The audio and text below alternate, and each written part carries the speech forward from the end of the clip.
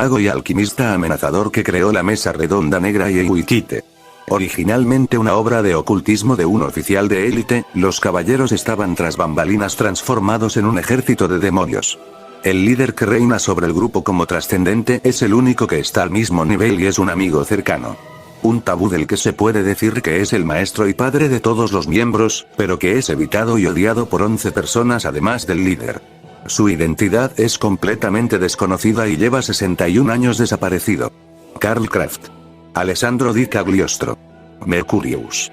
Como prefieran llamarlo, es el responsable de otorgarle magia y sus respectivos poderes a toda la Mesa Redonda. La Orden Longinus Freisen. Durante la Segunda Guerra Mundial, soldados y criminales obtuvieron estas habilidades. Originalmente no era más que un club ocultista para generales de alto rango, fundado por el comandante de las SS Heinrich Himmler, pero Reinhard Heydrich, mano derecha de Himmler, y Karl Kraft se hicieron cargo de él y renació como un grupo de hechiceros que realmente personifican lo paranormal. También conocidos como la Mesa Redonda de Obsidiana. En 1944, cuando transcurre la historia, 13 poderosos hechiceros pertenecen al grupo, con Reinhard a la cabeza.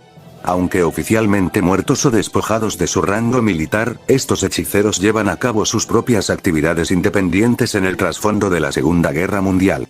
Sus objetivos son convertirse en verdaderos inmortales o devolver la vida a los muertos, pero lo que Reinhard y Karl Kraft persiguen va más allá. Exactamente qué puede ser, nadie lo sabe. Esto también se menciona durante la novela ligera de la canción de la bruja. La Orden Longinus Freisen fue fundada por Heinrich Himmler como un club social de caballeros ficticios. Pero este club había sido encabezado por la bestia dorada, Reinhard Heydrich, y hoy se ha convertido en un cuerpo de verdaderos superhumanos y demonios. Se dice que cada miembro posee un tremendo poder y puede igualar a miles de soldados. Se puede decir que Mercurius es el único amigo jurado de Reinhard Heydrich. Todos los miembros de la Longinus Freisen Orden han llegado a poseer poderes mágicos a través del Ewikate que les fue otorgado por Mercurius. Las piezas clave que componen este poder son la fe y el odio, utilizando como recipiente una reliquia sagrada imbuida de vastas nociones intrínsecas. Estas reliquias sagradas se llaman Anenerve, y a través de una conexión espiritual con ellas se puede obtener el poder de la magia. Ewikate se alimenta de almas. Matando, las almas de los demás se convierten en las propias. Mata a 100 y gana 100 almas. Mata a 1000 y gana 1000 almas. En un nivel fundamental, las almas funcionan como combustible para usar Ewikate.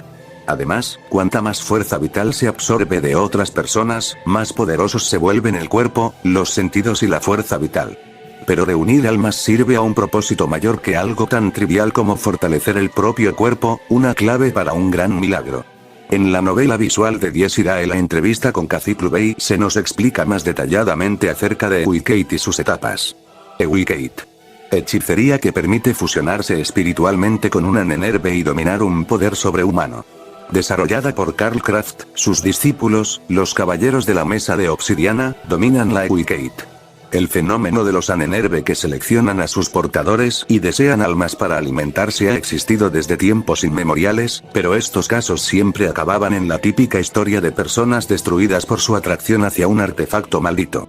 En otras palabras, no había ningún beneficio para los portadores. Sin embargo, Ewikate reformó esta situación, permitiendo a los portadores establecer una relación simbiótica con su Anenerve. En resumen, al absorber grandes cantidades de almas, el portador de la Anenerve también se hace más fuerte. El portador obtiene una fuerza vital equivalente a la cantidad de vidas que mata, lo que dificulta su muerte y aumenta sus funciones corporales. Aunque les otorga un inmenso poder y los hace esencialmente inmortales, eso no significa que un grupo de humanos igual a la cantidad de almas que tienen pueda matarlos. Eso se debe a que quien posee 100 almas es una criatura inhumana que tiene 100 veces más fuerza vital que una persona normal. Como tal, su fuerza fundamental es completamente diferente a la de un humano, lo que significa que ni siquiera la más fuerte de las armas antipersona puede hacerles un rasguño. Todo es un milagro provocado por la conversión en combustible de la energía metafísica conocida como almas.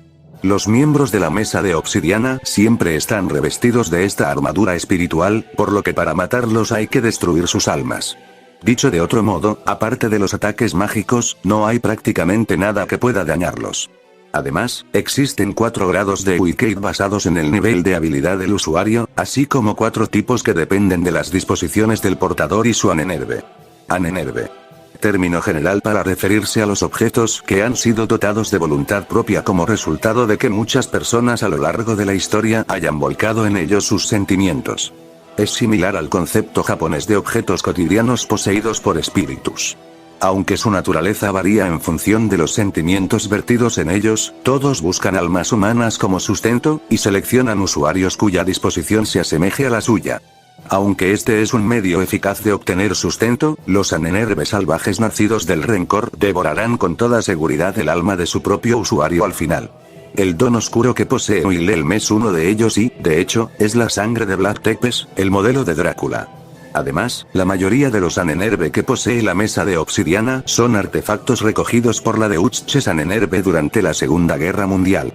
Asia. El primer grado de Wicked, la hechicería que controla Anenerve. También conocido como activación. Solo concentrándose, el portador puede manifestar el atributo de su Anenerve, así, para una hoja, un tajo, para un arma de fuego, etc. Al ser similar a la psicoquinesis, la mayoría de ellos son invisibles y permiten una rápida respuesta inicial, pero no son tan poderosos.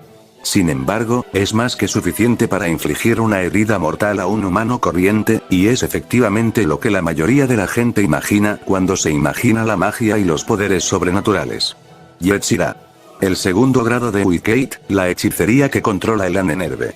También conocido como formación. Forma el Anenerve del portador de forma que se haga visible.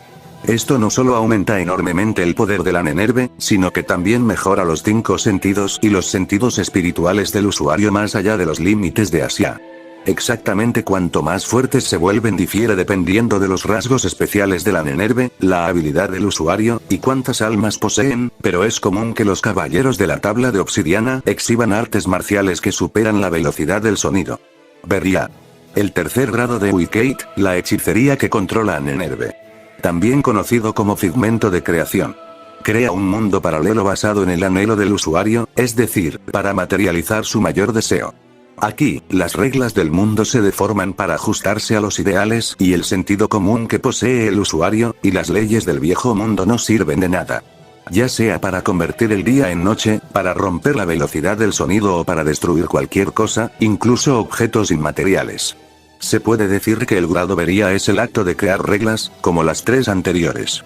Puesto que se trata del acto de crear un mundo, aunque limitado, la idea general es que la única forma de oponerse a ello es alcanzar las mismas cotas que un usuario debería. Dicho de otro modo, si no posees la capacidad de doblegar las leyes del mundo con tu propia voluntad, no puedes alcanzar el grado de Beria y, por tanto, no tienes ninguna posibilidad de derrotar al figmento de otro. Atzilut. El último grado de Wicked, la hechicería que controla el Anenerve. También conocido como emanación. Tomar el mundo y las reglas que se manifiestan en el grado Beria y hacer que emanen por todo el universo de forma permanente. Ni siquiera el propio usuario puede anularlo, lo que convierte a cualquier entidad que alcance el Atzilut en un dios literal.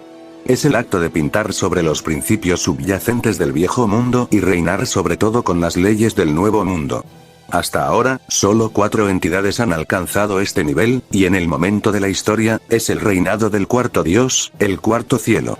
Solo otro usuario de Atzilut puede derrotarlos, y 2 dioses no pueden coexistir, por lo que cada nuevo usuario de Atzilut debe participar en una batalla a muerte, en la que el ganador se gana el derecho a decidir las leyes del mundo, un ciclo que se repetirá por toda la eternidad. Además, todo lo anterior se limita estrictamente a los tipos de hegemonía, que se tratarán más adelante. En sentido estricto, los tipos de trascendencia no pueden alcanzar a Atzilut. Además, ninguno de los 4 dioses hasta ahora ha ostentado un Anenerve o Wicked. Se dice que Wicked es un sistema sencillo para convertirse en dios o un manual para principiantes. El Wicked también cuenta con 4 tipos diferentes de clases. Tipo fusión. Uno de los 4 tipos en que pueden clasificarse los usuarios de Wicked. Abreviatura de tipo de fusión Anenerve. Un tipo ofensivo que se manifiesta a través de la fusión del Anenerve con su portador, potenciando sus habilidades físicas hasta cotas desconocidas. Por otro lado, esto hace que el usuario entre en un estado de excitación exacerbada que le dificulta tomar decisiones racionales mientras está activo, y no son aptos para ir a la defensiva. Estos usuarios tienden a ser beligerantes y destructivos, y la mayoría de sus Anenerve poseen atributos salvajes. Entre los miembros de la mesa de obsidiana que pertenecen a este tipo se encuentran Wilhelm, Spine y Schreiber. Tipo materialización. Uno de los 4 tipos en que pueden clasificarse los usuarios de Wikate. Abreviatura de tipo de materialización de armamento. Sus anenerbes se materializan como armas, como espadas, lanzas, armas de fuego, etc. Manteniendo su forma estándar. Como tales, están bien equilibrados y no poseen defectos, pero tampoco poseen fortalezas particulares. Esto les convierte en un multitalento inexperto, pero también en aptos para casi cualquier situación, lo que les hace prácticamente invencibles. Estos usuarios tienden a ser soldados, y la mayoría de sus anenerbes son herramientas de guerra. Entre los miembros de la mesa de obsidiana que pertenecen a este tipo se encuentran Reinhard, Beatrice, Eleonore y Tubal-Cain. Tipo expansión. Uno de los 4 tipos en que pueden clasificarse los usuarios de Wikate. Abreviatura de tipo de expansión de fenómenos. No aparecen como manifestaciones claras de destrucción o armas, sino como contratipos que utilizan la magia para controlar algo o crear trampas. Esto los hace malos en ataque, pero también excelentes en apoyo y defensa, lo que los hace bastante eficientes para tener cerca. Estos usuarios tienden a ser intelectuales, eruditos y artísticos, y muchos de sus anenerbes son libros u obras de arte. Entre los miembros de la mesa de obsidiana que pertenecen a este tipo se encuentran Lisa y Rusalka. Tipo especial. Uno de los 4 tipos en que pueden clasificarse los usuarios de Wikate. Abreviatura de tipo de manifestación especial. Un tipo que, o bien no entra en ninguna de las categorías anteriores, o bien posee rasgos de más de una de ellas. Como tales, es difícil describirlos, ya que sus efectos no tienen características uniformes, y sus puntos fuertes y débiles difieren según el usuario. Lo que sí tienen en común es que sus usuarios suelen ser temerarios y poseen una convicción incondicional que roza la locura. Podrían describirse como religiosos en ese sentido, y como tales, la mayoría de sus anenerbe fueron criados en algún tipo de fe celosa. Entre los miembros de la mesa de obsidiana que pertenecen a este tipo se encuentran Machina, Trifa y Mercurius. Hegemonía. La propiedad de manifestar tu deseo hacia el exterior en Beria y Asilut. Básicamente, cuando el deseo de una persona se centra en el mundo que le rodea y sus propios estándares de felicidad dependen del entorno que le rodea. Por lo general, se trata de personas con un deseo agresivo de cambiar a los demás o el mundo a su antojo y que suelen pensar cosas como quiero décimo o deseo décimo como quiero una noche que nunca vea la luz del día de Wilhelm. Visto de forma positiva, esta es la característica de un gobernante, pero visto de forma negativa, es la característica de una persona arrogante que se niega a conformarse con el mundo que le rodea. Hay tipos de hegemonía virtuosos arraigados en el amor y la devoción, pero como sus efectos se manifiestan constantemente en forma de dominación y supresión, hay muchos casos en los que incluso aquellos con las mejores intenciones pueden crear consecuencias no deseadas. Como ya se ha dicho, los figmentos de creación de los tipos hegemónicos deforman el espacio en un mundo paralelo que refleja el mundo ideal del usuario, pero como la discordia con el mundo preexistente crece en proporción a la escala de la interferencia del figmento con el exterior, es difícil mantenerlo durante mucho tiempo. Sin embargo, al alcanzar el grado de Asilut, es posible convertirse en un dios, literalmente, tragándose todo el universo y pintándolo con tus propios colores. En otras palabras, convertirse en el gobernante supremo de todo el universo significa que múltiples hegemonías que han alcanzado el reino de los dioses no pueden coexistir simultáneamente. Al menos, en la historia, solo ha habido un ser en la cima de todo, hasta el reinado del cuarto dios. Trascendencia. La propiedad de manifestar su deseo hacia el interior en Beria y Asilut. Son aquellos que desean cambiarse a sí mismos, sus deseos suelen manifestarse en forma de quiero ser X. Se manifiesta en forma de su yo ideal, en otras palabras, aquello que desean ser, y convierten su propio yo en un mundo paralelo. Los tipos de trascendencia vienen en todas las formas, como los que se convierten en fuego, se convierten en iluminación, se convierten en una persona completamente diferente, y así sucesivamente, generalmente fortaleciendo, transformando, su propio yo. Como el mundo que expanden está confinado dentro de ellos mismos, hay muy poca discordia entre él y el mundo preexistente, lo que significa que sus Beria pueden funcionar durante períodos de tiempo relativamente largos en comparación con los tipos hegemonía. Pero como esta naturaleza suya está en contradicción directa con el grado de Asilut, que emana fuera de uno mismo, los tipos de trascendencia no pueden emanar en el sentido propio. En otras palabras, no pueden convertirse en el gobernante supremo de todo el universo, y por su propia naturaleza, aquellos de ellos que alcanzan el reino de los dioses están destinados a pasar la soledad eterna en su propio mundo paralelo solitario, solos y sin medios para desvanecerse. De acuerdo con los ejemplos anteriores, eso significaría ser para siempre una llama o un relámpago, ignorando por completo las leyes físicas del mundo preexistente y existiendo con la misma fuerza que el espacio. En el eje temporal de esta historia, solo hay un tipo de trascendencia que haya alcanzado este nivel. Se la conoce como crepúsculo, y sigue vagando como exiliada del mundo. Título arcano. Los nombres secundarios otorgados a los caballeros de la mesa de obsidiana por Karlkraft. Oficialmente, son una especie de diploma, un símbolo de exhibición del dominio de las proezas mágicas que les ha otorgado su maestro, pero en realidad están llenos de mordaz ironía. Utilizando como ejemplo el título arcano de Wilhelm Cacique, aunque es un título propio del representante del vampiro ideal que siempre quiso ser, también significa que está destinado a compartir el desventurado destino de su modelo, Lord Drácula. En otras palabras, al igual que Drácula fue traicionado y perdió su estatus y a su amada esposa, Wilhelm, el sucesor de su título, también está condenado a la muerte. Simboliza que carga con el karma y la maldición de que todo y todos los que quiere se le escapen inevitablemente de las manos. Así que, en esencia, es como una forma indirecta de decir esta es la clase de tonto que eres. Por eso, aunque todos los miembros de la mesa de obsidiana los consideran esencialmente desagradables, la mayoría de ellos siguen llamándose y anunciándose con esos títulos por sus propias razones. 1. Es una forma fácil de intimidar a alguien que no les gusta. 2. Una forma de expresar respeto y engreimiento como hechiceros certificados que han trascendido la humanidad.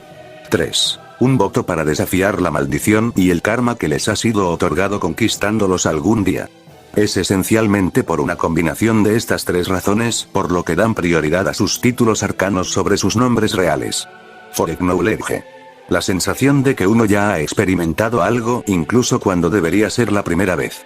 A menudo llamada déjà vu, es una sensación que ha atormentado a Reinhard y Karlkraft muchas veces. Cómo se siente exactamente es algo que ningún hombre corriente podría llegar a comprender, pero no cabe duda de que es una de las torturas más sencillas que existen. Los ataques de algunos miembros de la mesa redonda son capaces de provocar daños aún peores que cualquiera que se haya visto en alguna guerra urbana. En conjunto son capaces de destruir ciudades enteras. La fuerza destructiva supera con creces el poder de los cócteles Molotov o el fuego de los tanques. Era más parecido a un pulso de energía concentrada de una explosión nuclear. Tenemos por ejemplo a Cacique, quien al liberar su poder se vuelve en un superhumano y es capaz de ignorar las leyes de la física. O generar un aura demoníaca lo suficientemente poderosa como para manifestarse como una fuerza física. También tenemos a Wolfgang, quien puede aumentar su velocidad a través de la magia. Corriendo a una velocidad imposible. Superando con creces los límites de alta potencia de salida que pueden exhibir los seres vivos.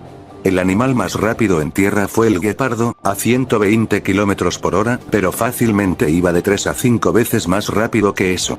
Ese vendaval veloz y furioso de un ser se elevó más rápido de lo que el ojo humano podría seguir, y finalmente pareció invisible cuando se vio a través del filtro del sentido común. Schreiber a través de su velocidad también puede afectar la fábrica del espacio. Hasta este punto la mayoría de sus hazañas solo las había realizado con el 80% de su poder invocado en el reino físico. Cuando Wolfgang se enfrentó contra Shiroguri, comenzó a acelerar, con el objetivo de alcanzar una velocidad tan asombrosa que nadie en este mundo podría alcanzarlo. Tenía la intención de moler sus cuerpos y almas hasta convertirlos en polvo con su velocidad ultrasónica. Schreiber aceleró aún más, la ferocidad de su grito de guerra resonando por todas partes.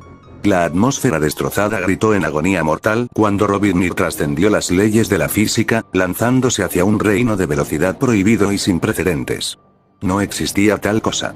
Simplemente no era real. Porque solo una cavidad como un vacío que lo consume todo podría reinar como la verdad absoluta de este mundo. Para permanecer intacto, solo tenía que ser más rápido que su oponente. Eso era lo que buscaba y deseaba. Mientras pudiera alejarse de cualquiera que intentara violarlo, Schreiber no necesitaba ni más ni menos velocidad.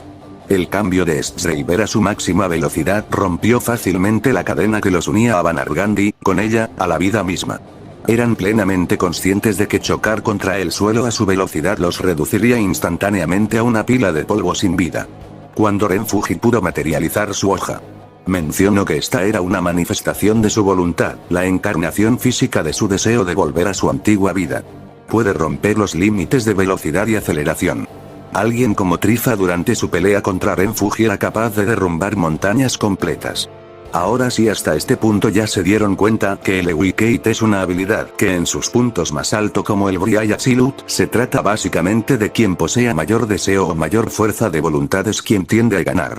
Aquí vemos que cuando Renfuji intentó decapitar a Reinhard no pudo ni siquiera cortar su pelo debido a la poca falta de voluntad que tenía.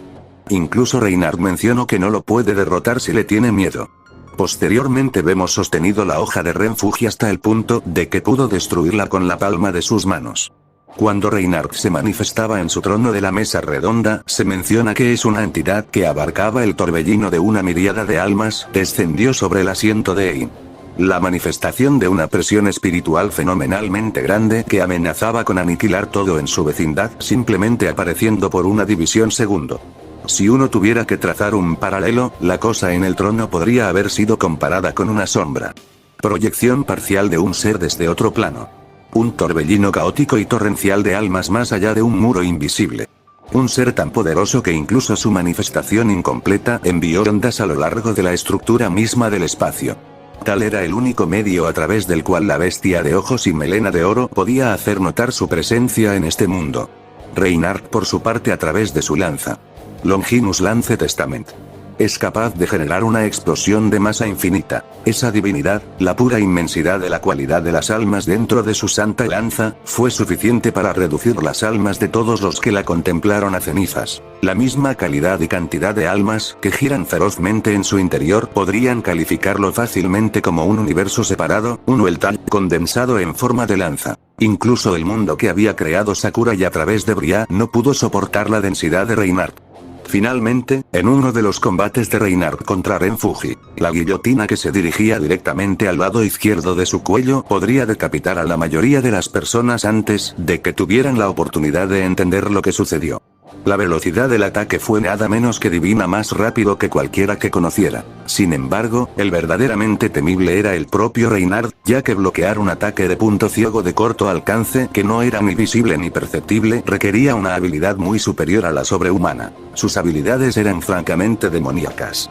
Las chispas bailaron salvajemente cuando las dos espadas chocaron, su eco retardado como la agonía reverberante de las leyes de la física. El Gladsein de Reinhard consumiría todo el planeta. Para él, el Wotan de Valhalla, toda la humanidad no eran más que esclavos de guerra, destinados a servirlo en la eternidad. A pesar de que Renfuji tiene la habilidad de detener el tiempo y acelerar su velocidad, Reinhard tenía la capacidad de seguirle el paso, llegando a un reino donde no existirían, hasta el punto de llegar a consumir la creación. Cuando la lanza se dirigía directo a Ren, espoleado por el peligro de la muerte, reunió su fuerza de voluntad y fortaleció la ley que estaba emanando. Como resultado llegó a detener momentáneamente la lanza. Renfuji también pudo esquivar la lanza con cierta dificultad. Incluso si era parte de la emanación de Reinhard, la habilidad en sí misma era un producto de la creación. Por principio, su regla estaría por encima de ella. Una rica aura de divinidad acunó la lanza del destino, su poder espiritual transformándose en una energía destructiva que pronto se desataría sobre Renfuji. La ira de Reinhard avanzaría hasta el borde del cosmos. Más adelante entraron en la singularidad. Se desconocía el tamaño del agujero. Podría haber sido lo suficientemente grande como para engullir a Shambhala, lo suficientemente grande como para ir más allá, o tal vez incluso lo suficientemente pequeño como para caber en la punta de una aguja. Independientemente de su tamaño, la singularidad se había manifestado y los responsables de hacerlo aparecer habían caído en él. Antes de que ambos pudieran dar su golpe de gracia, Mercurius interfirió y detuvo a ambos fácilmente. Más allá del agujero estaba este lugar. Era una pizarra perfectamente en blanco. Sin color, pero abierto a cualquiera, era un lugar apropiado para la batalla final. Este es el nuevo mundo. Ahora están en el centro de la creación. Durante un momento, Kazuko así como cualquier integrante de la mesa redonda, reconocen que Reinhard es superior a ellos. Sin embargo, catalogan a Mercurius como algo totalmente diferente, alguien a quien no pueden medir y estar en su presencia les incomoda y les pone la piel de gallina.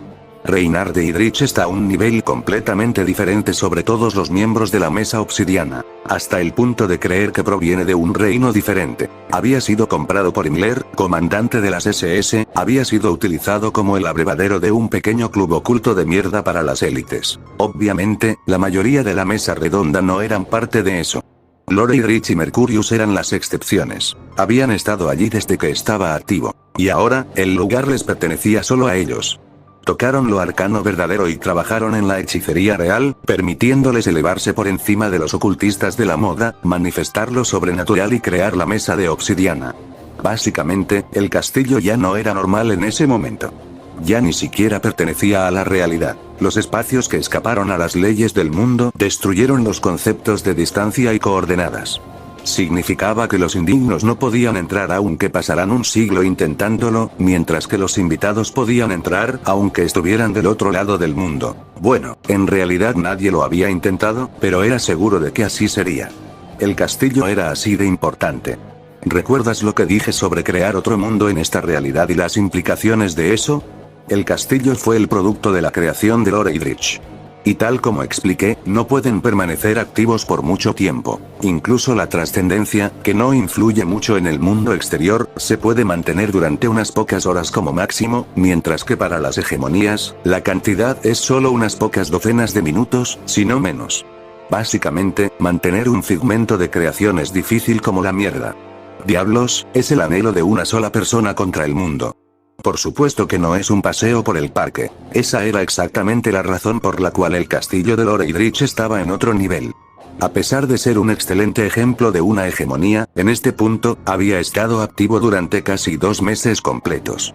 Y ni siquiera mostró signos de desvanecimiento para arrancar. Por esta razón Reynard era una entidad tan inmensa para la mesa obsidiana. El hombre era carisma dado forma humana. Una sola interacción con él fue suficiente para cambiar a una persona más allá del reconocimiento. Nadie podía escapar de su influencia. Lord Idrich es simplemente alguien con el poder que parece provenir de otro reino. Reynard cortó las palabras de su amigo y dijo lo que quería saber. La entidad de la noche y la oscuridad parecía poseer cualidades de ambos paradigmas, o tal vez era mejor verlo como diferente a cualquiera de ellos. El hecho de que invadiera con el sol poniente hacía que pareciera una hegemonía, pero su territorio era más o menos del mismo tamaño en todo momento, lo que lo acercaba más a la trascendencia. Por otro lado, cuando se expuso a la ley de la luz, retrocedió fácilmente y abrió el camino. La trascendencia era demasiado obstinada y la hegemonía demasiado agresiva para lucir tal cualidad. La palabra primitivo parecía muy adecuada, ya que parecía similar al caos primitivo en la forma en que bailaba alrededor de la definición. Como si reconociera eso, Mercurius formó una sonrisa implicativa. Mercurius es el cuarto dios que derrotó a Meise y ocupó su lugar, y su ley es un mundo en el que toda la vida gira sin fin. Es el fundador de la Edad Media del mundo teosófico, que creó el concepto de la vida después de la muerte y extendió su dominio al multiverso interfiriendo en el eje temporal. Es el emperador con el reinado más largo de todos los tiempos. En cualquier caso, el dios de la cuarta generación que tomó el trono de Meisei había trazado una línea de muchas maneras. Un dios de otro espacio-tiempo que volaba desde el mundo de las posibilidades. En otras palabras, expandió su territorio al reino del multiverso. Esta cuarta generación, que se originó a partir del acto de manipulación del eje del tiempo por parte de Meisei, era un ser con una mezcla de comienzos y finales. El flujo del tiempo no es una línea recta, sino un circuito cerrado. En resumen, la ley del ciclo sin fin era el cuarto mundo. Si mueres, volverás al pasado y volverás a nacer como tú mismo. Vuelves al punto de partida, viviendo la misma vida, milímetro a milímetro. Sin fin, para siempre, repite, repite, repite, repite. El universo de Mercurius que vuelve a la eternidad. La serpiente bicéfala, fluida en sus espirales, sigue realizando la muerte y el renacimiento. Para que nadie pueda matarlo. Mercurius, que ostenta el reinado más largo como dios de la historia, ya estaba enfermo desde el principio. Siempre que tenga muerte y renacimiento al mismo tiempo, se puede decir que era un anciano desde el momento en que nació. De ahí el deseo de una muerte perfecta. Autolimitados por sus propias leyes, buscando la liberación de una situación bloqueada. En pocas palabras, lo mejor del match pumping. Produces tu propio espectáculo y luego te lamentas. ¿Cuál es la lógica de este bucle sin fin en el que todo se sabe, mientras se busca lo desconocido por encima de todo? Al no ser parte de lo normal él mismo, no poseía los ojos de un hombre común, no le importaba el resultado final. Y como tal, su hechicería no poseía versatilidad al final, solo un Ubermensch podía dar a luz a Ubermensch a través de su método. Los verdaderos magos necesitan fuentes de energía distintas de la electricidad o el petróleo comunes para tejer su hechicería.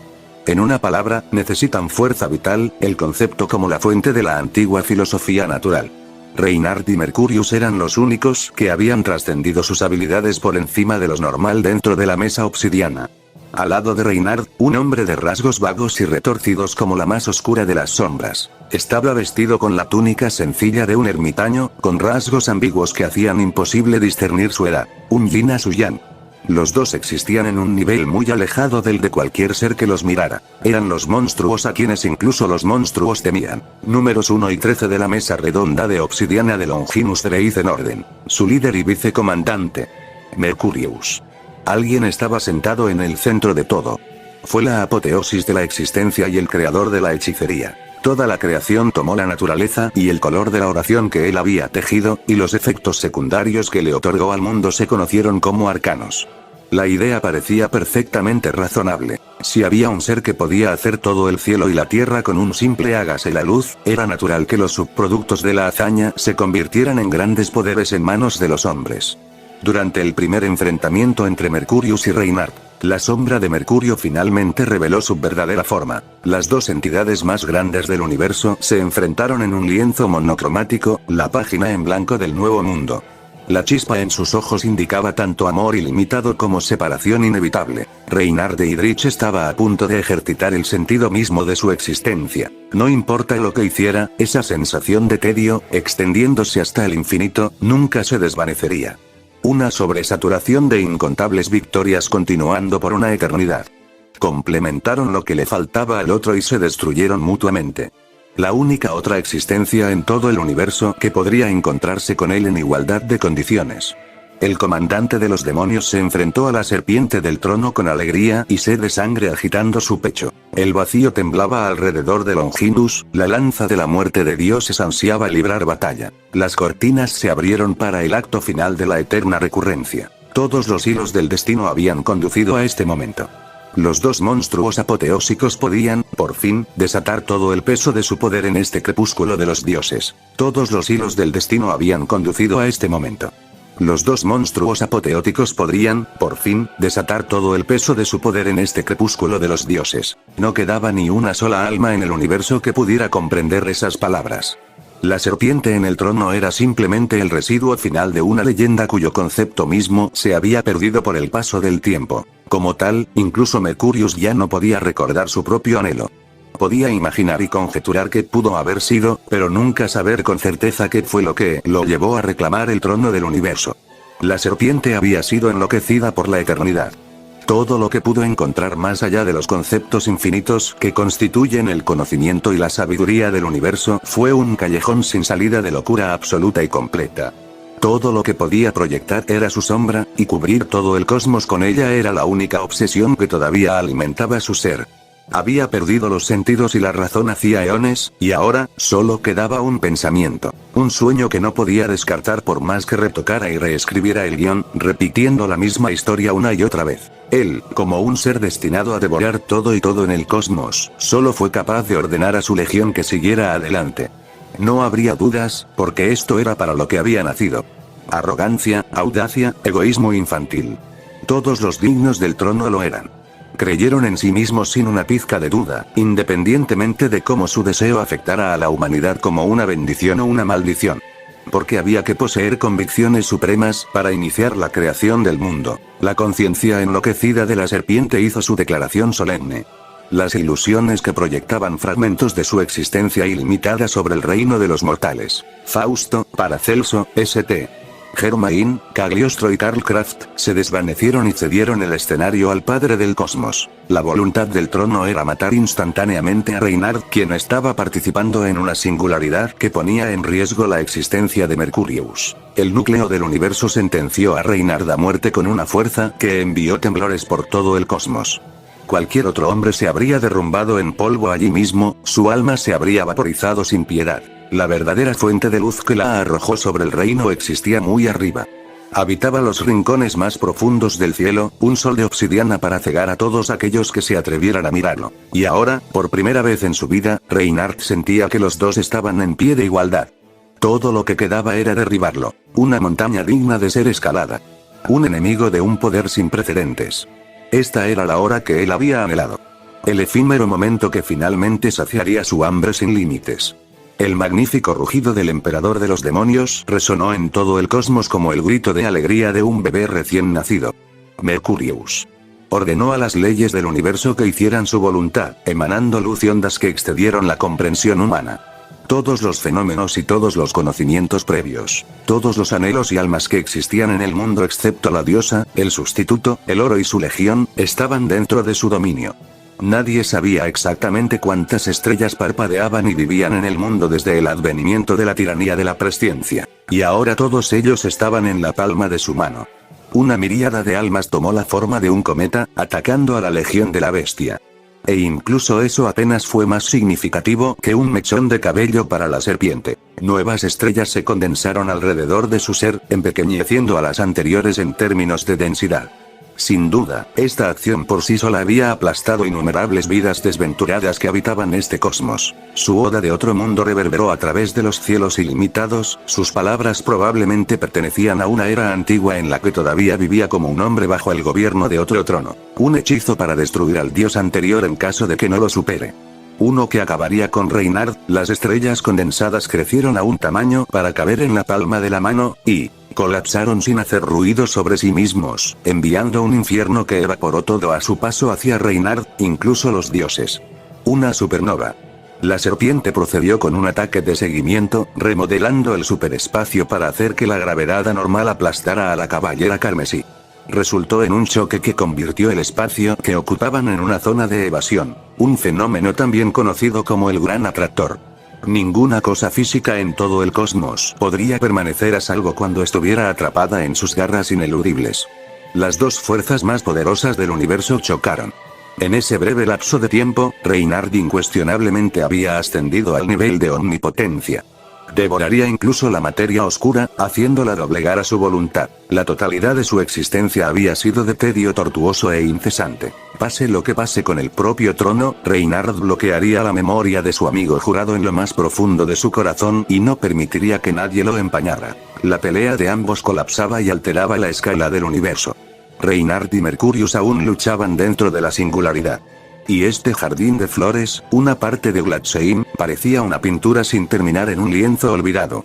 La razón por la que parece tan frágil debe haber sido porque su maestro había estado al borde del agotamiento. Los dos tenían el mismo poder, como esperaba. Se desgastarían mutuamente hasta el límite máximo. Mercurius había multiplicado la eternidad infinitamente, hasta llegar a un resultado nunca antes visto. Alcanzó el conocimiento de todas las cosas en el cosmos.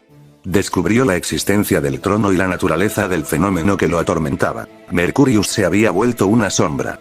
Otros se volvieron incapaces de percibir su verdadera forma. No era más que un representante, mientras que su verdadera forma permanecía en el centro del trono, deseando en una locura celosa por cierto algo. La serpiente persistió como la ley que gobierna el mundo que su propio yo original había desatado una vez sobre el universo. La pelea finalizó con la destrucción del trono. Durante el segundo enfrentamiento entre Reinhardt y Mercurius, Reinhardt devastaría, absorbería y pintaría el cosmos de nuevo con su color. El mundo adecuado para él nacería a su paso, estallando en un torrente a medida que emanaba, arrastrando la antigua ley que una vez fue. Y así, en este mismo momento, tenía que identificar al que recibiría la esencia misma de su ser en la batalla mortal. En esta batalla Renfuji se uniría, creando una prisión del tiempo que obligó a todo el cosmos a detenerse. El destino del universo sería decidido aquí y ahora. En circunstancias normales, los poderes de Reinhardt se habrían manifestado por igual contra el heredero de Mercury, sin embargo, en este momento, dejó de considerar a los dos como del mismo tipo, eligiendo verlos como dos divinidades separadas. Las estrellas del mundo conocido se condensaron y se hincharon en orbes ardientes de conflagración divina y explotaron, destrozando el cielo. Supernova. Una ola abrasadora de aniquilación condensada barrió el cosmos en menos de una fracción de segundo, tragándose a los dos en llamas abrasadoras decenas de veces más potentes que las de la caballera carmesí. En este choque de las tres grandes ambiciones, apuntar primero a la más débil era casi inevitable. Los dos estaban en perfecta sincronización, otra manifestación de su relación al desatar sus divinidades para erradicar el cosmos de lo interminable. Las estrellas del mundo conocido se alinearon en una gran cruz que se extendía a lo largo de todo el multiverso. Un tsunami de atracción gravitacional que hizo que la sangre de todos los que estaban cerca alcanzara el punto de ebullición en un abrir y cerrar de ojos. Un hombre mortal, no, incluso un semidios habría explotado desde el interior en ese mismo momento, por no hablar del incesante fuego de artillería de los Panzergrenadiers de Gladsheim. El trono de Mercurio tembló. Constituía la ley que unía todo el cosmos y, como tal, reescribía el mundo a la manera de su amo. Este hombre, sin embargo, poseía un anhelo hasta ahora sin precedentes entre todos los seres sintientes. Eterna recurrencia. Un círculo que unía el principio y el final. Una ley que ignoraba las reglas del tiempo, convirtiendo los fines en comienzos. Siempre aferrado a la vida, pero anhelando el abrazo de la muerte más que nadie. Un ser que encarnaba el concepto mismo de antinomia, pero que estaba gobernado por una lógica férrea. Mercurius tenía el control completo de los movimientos, las rotaciones y revoluciones de los cuerpos planetarios.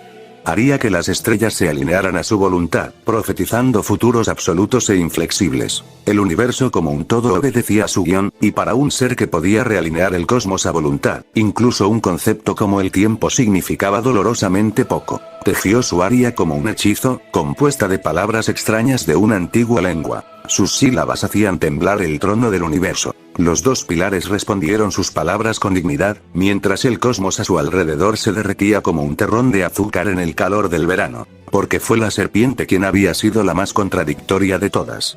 Fue él quien debería haber sufrido más por el ataque anterior. Al final, Mari abrazó a los tres participantes de la batalla final. Cada uno de ellos albergaba su propia forma de amor. Aunque algunos de sus deseos eran de absoluta y completa locura, sin embargo, eran campeones sin lugar a dudas, capaces de conquistar el universo mismo, doblándolo a su voluntad. En Kajiri Kamui Kagura, cuando Abaki entra a unos templos, encuentra la siguiente descripción acerca de Mercurius. Es un ser único. Todas las sesiones anteriores se han producido como una distorsión de la razón de su predecesor, y no han acabado siendo más que una alternancia del bien y del mal. Lo más peculiar del hombre es que su anhelo desafía la línea del tiempo. Tenía un fuerte deseo de cierta experiencia, a partir de la cual se cambiaron la causa y el efecto de generar un pensamiento del reino divino. Es decir, llegó a ella porque se percibió a sí mismo ya en la divinidad. Fue él quien destruyó y reescribió el mecanismo del trono, que hasta entonces consistía en un solo tiempo y un solo universo. Es él quien se ha apoderado simultáneamente del presente, del pasado y del futuro, y de los múltiples universos paralelos. El hombre que ha logrado esto puede ser declarado el fundador del Reino Medio, que ha obtenido la mayor área de dominio en las últimas 3 generaciones. En pocas palabras, para la tercera generación, este hombre no es más que un monstruo de otra línea temporal y otro universo. Su universo, generado por la sustitución de causa y efecto, se convierte en uno mágico sin parangón en la historia. Se convierte en una diosa y vaga atormentado por una inexplicable sensación de saber. Al final de sus andanzas conoce a una mujer de la que se enamora apasionadamente, pero es él quien lo hace posible. Llega a los multitiempos, al multicosmos, a todos los reinos, y hace que sus absurdos funcionen. Una de sus muchas teorías favoritas es la siguiente: no te preguntes por qué lo singular es singular. No tiene sentido, es solo una autoburla y autoflagelación de la trascendencia, que se había asignado a sí mismo sin ninguna buena razón. La explosión de amor y contrición le llevó a una regresión, en la que todas las cosas repiten indefinidamente la misma vida. Un hombre repite la misma vida una y otra vez, hasta que alcanza su muerte ideal. Para alcanzar ese fin, todo en el universo es una escenografía en la que ella desempeña el papel principal. Es una intérprete que baila al son de mi guión. Aquí mismo es donde se nos introduce el Taiji, o mejor conocido como Taikyoku. Si nos preguntan qué es el Taiji, solo podemos decir que es simplemente una ley. En otras palabras, es la ley absoluta en el mundo, y se refiere a la persona que establece tales reglas. Por supuesto, hay un número casi infinito de leyes en el mundo, y no todas y cada una de ellas son Taiji. En realidad, un cuchillo tiene la ley de cortar, y el fuego tiene la ley de quemar. La ley del agua sería que no se puede respirar a través de los pulmones, y esos detalles son mera física. Lo importante es la escala y la densidad. La unidad que constituye esta ley es el estándar del universo, y por lo tanto definimos el Taiji como algo que puede ser un mundo independiente por derecho propio. No hay nada difícil en esto. Si la mencionada ley submarina se convierte en el Taiji, entonces todo el universo se transforma en un fondo acuoso. O, si no es la ley del reino la que destroza el universo, es simplemente el nacimiento del agua que ni se evapora ni se congela. Los dos polos son el Taiji, que conquista todo el universo por su propia ley, y el Taiji, que está fuera de todo el universo solo por su propia ley. Esta ley se llama color, y son los pensamientos de las personas los que lo determinan. Quiero hacer lo que quiero hacer, quiero ser lo que quiero ser. Tales oraciones y deseos, en otras palabras, lo que se llama ansia, son la fuerza motriz que está detrás de la generación del Taiji. Por lo tanto, eso es lo que significa ser moldeado. No es otra cosa que el acto de determinar el estado del universo que uno desea, utilizando el anhelo que simboliza a uno mismo. Eso sí que lo entiendo. Matar a Yagi piensa porque comprende. El razonamiento anterior lo había hecho antes de la expedición como una inferencia casi convincente, y resultó ser cierto. Entonces solo queda una cosa por hacer. ¿Cuál es mi anhelo? ¿Cuál es el deseo que define mi universo? Si solo se puede superar esa barrera, entonces el caminante nocturno habrá alcanzado el verdadero Taiji. Ya que hemos llegado a ese lugar desde el principio, todo lo que tenemos que hacer es decidir qué queremos hacer. Parece muy sencillo. En primer lugar, en su caso, el orden está equivocado. Cuando se trata del Taiji, ante todo hay un deseo. Si no tienes un corazón que anhele un ideal, nunca podrás alcanzarlo. Pero, de algún modo, el viaje nocturno le llegó sin pensarlo. Sin embargo, de alguna manera, el tren nocturno llegó sin un pensamiento, y estoy sentado solo en el mandala del cielo, preguntándome cuál es mi color. Se pronunciaron las siguientes palabras. Namuo Tengu, Kotengu, Arimana Tengu, decenas de miles de Tengu, Kagei Kagei, exorcismo de demonios, cumplimiento de todos los deseos, protección que todo lo abarca, rendición ante enemigos vengativos y bendiciones para el cumplimiento de todas las cosas. Como notaron, el Taiji, también conocido como Taikyoku, es prácticamente Beria o Absolute con otro nombre, algo así como un sinónimo, donde básicamente los usuarios lateral la realidad moldeándola con sus ideales hasta crear su propio universo. Como por ejemplo Mercurius, donde creó este mundo que está regido por la ley del eterno retorno. Creó este universo según sus leyes, pero ya no puede detenerse por su propia voluntad. Y ahí ha esperado, millones, billones de veces, por el nacimiento de alguien que tomaría su lugar en el trono. Era la sede del universo en el centro de la esvástica infinita. Esta es la jerarquía en la que existe el movimiento nocturno, y no es otra cosa que su línea de visión. En este sentido, la expresión abrir la puerta no era exacta. Yagyo está aquí todo el tiempo y no puede irse. Esto no significa que acabe de entrar en la habitación, sino solo que a sus ojos todas las cosas se ven de esta manera. En otras palabras, lo que ha sido alterado por la maldición anterior es más bien el punto de vista de Long Sui. Que él la arrancó de la existencia y la puso en su propia línea de visión. Una hormiga mirando la visión de una persona no sería capaz de encontrarle sentido, y Long Sui mirando la visión de un caminante nocturno sufriría el mismo fenómeno. Cada galaxia parpadeante, cada cuerpo celeste, cada uno es un trozo del lazo del bosque de tremenda enormidad. Un gran mandala en el que se convierten en puntos y representan el mundo. Es realmente un mundo que mira desde arriba a este mundo y que debería llamarse celestial. La reacción de Long Sui, que se encuentra en un estado de abandono, es bastante natural y, por el contrario, quizás sorprendente. Algunas personas piensan que las reacciones extrañas son naturales ante cosas que están más allá de la comprensión. Sin embargo, la otra cara de la moneda es la otra cara de la moneda, y ahora Long Sui no sabe cuántas veces ha dado vueltas y vueltas. Por lo tanto, al final, ocurriría lo mismo que en este mundo, que es inútil pensar en ello. El concepto del origen de todas las cosas en el Yin Yang Tao y el punto central del universo. Es una palabra de conocimiento común para los que estamos en el Gomondo, pero su significado es vago e indefinido. Es una palabra de sentido común para los Gomondos, pero su significado es vago e indefinido. En el mundo mundano, lo imposible puede dejar de ser posible. En el origen de todas las cosas está la fuente de todas las cosas, así que si la tocas, podrás extraer todo el conocimiento y el poder. Todo puede realizarse y todo puede hacerse. No entiendo ni una fracción de lo que hay aquí, pero puedo entender que una diferencia de perspectiva marque tanta diferencia. En ese sentido, creo que hay una coincidencia entre este lugar y lo que comúnmente se conoce como Taichi. Puede que no sea de su agrado, Yagyo-sama, pero creo que tiene cierta solemnidad. Es una opinión más contradictoria que novedosa. En primer lugar, nunca he sido consciente del concepto de espacio en sí. Es una historia imposible cuando se piensa en ello. La palabra extensión se refiere al mundo con uno mismo en el centro. No sentirlo en absoluto es, en otras palabras, ser, ya veo, esto es. ¿Lo ves? No vuelvas a hacer preguntas a este nivel. Es la base del Tao Yin Yang. Se trata de que todo sea fácil de entender. Si hay una originalidad de la que nadie ha visto ni oído hablar, significa que no sabes nada de ella. Porque nadie lo sabe. Por lo tanto, aunque sea forzada, encaja en un molde existente. Al hacerlo, adquiere atributos y se transforma en algo comprensible. Por otro lado, la manera de hacer que una cosa existente y trillada parezca misteriosa es la siguiente. Llámalo de otra manera. Llamar a una distorsión algo como yin forma parte de esto. El yin es oscuro. No es agradable. Por eso el absurdo porcino es tan fácil de encajar en el molde. Así, el exterior es un mal fácil de entender para las masas. Se suele decir que es un agujero en el mundo humano. No es más que una singularidad que mira al espacio, sola, sin comunión con nada de este mundo. Entonces seguramente hay algo aún más grande fuera de este asiento. La cosa que se tragó todo menos a él y creó su propio universo debe estar agitándose. Para decirlo de la forma más sencilla posible, este mundo es una lucha por la supremacía. Los seres más poderosos dominarán, y luego pintarán sobre ellos con su propio taiji.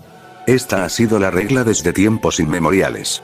Sería más fácil de entender si lo llamamos tomar el campo de batalla. Al tomar el mundo mismo y escucharse unos a otros, apuestan por la cualificación para la salida del camino elevado. Por supuesto, es diferente luchar por un solo punto supremo, no por la cantidad de territorio tomado. Competir por los orígenes del universo. Pintar el mundo con la oración que lo sostiene. Ahora tenemos este tuit del autor donde básicamente hace su ranking sobre los personajes más poderosos de sus obras. ¿Y quién mejor para hacer esto que el mismo creador? El top está del más débil al más fuerte.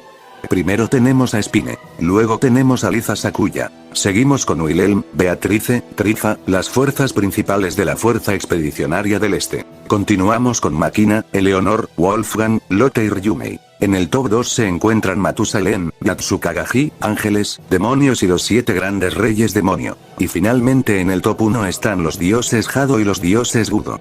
Entonces ahora que sabemos que los dioses Hado son de los más poderosos dentro de Shinza Banso e incluso confirmado por el autor. Veamos qué tanto escalan estos personajes dentro de la cosmología. Ya que como sabrán Mercurius es un dios Hado ya que fue la 4ª generación del trono.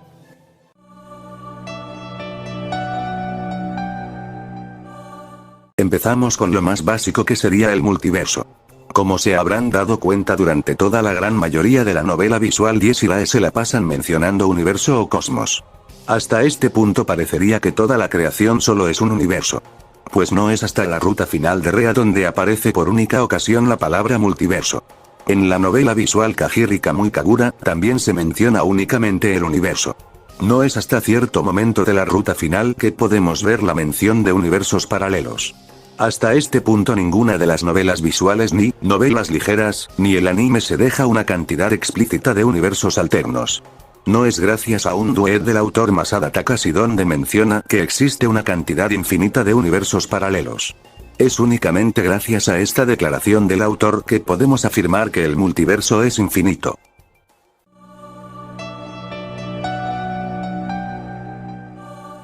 La singularidad. Los dos colores chocaron entre sí con una fuerza que provocó escalofríos en todo el universo, abriendo un agujero en su inmenso lienzo.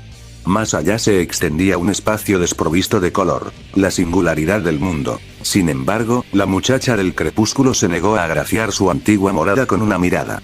Se había avergonzado del tiempo que pasó prisionera en este espacio incoloro, y ahora tenía los ojos puestos en tierras de otro tipo. Ren, Rea, Isaac y Reinhard compartían ese sentimiento. Se abrieron paso a través de la penumbra, profundizando cada vez más en la brecha, hacia la fuente del propio cosmos y de la humanidad, el trono de la serpiente.